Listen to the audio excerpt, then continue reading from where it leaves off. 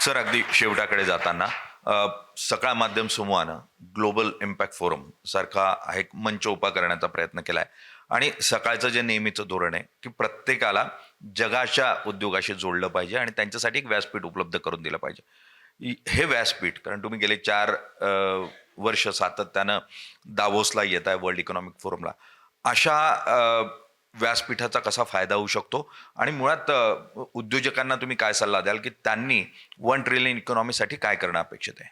नाही, उद्योजकांनी 1 ट्रिलियनसाठी खरोखरच ते करतायत सगळे, म्हणजे आणि त्याच्यामध्ये सकाळ उद्योग समूहाचे आभार एवढ्यासाठीच मानले पाहिजेत की माझ्यासारख्या कार्यकर्त्याची सकाळनं सकाळी घेतलेली परदेशातली ही पहिली मुलाखत आहे. त्याच्यामुळं तुम्हाला धन्यवाद आहेत.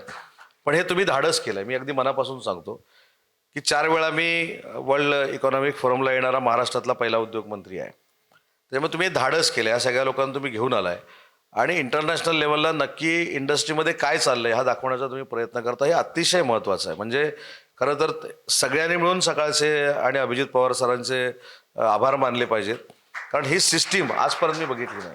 म्हणजे ज्यावेळी तुम्ही मला पहिल्यांदा सांगितलं की आम्ही झुरिकला निघालोय, डावोसला निघालोय, तेव्हा म्हटलं मग निलेश खरे बर्फ बघायला डावोसला येत आहेत.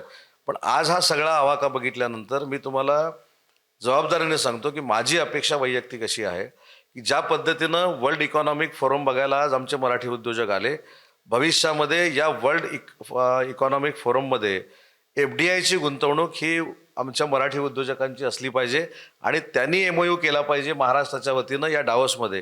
ही माझी मनापासूनची इच्छा आहे आणि ती ताकद ह्यांना मिळो ही ईश्वरचरणी प्रार्थना तर आहेच.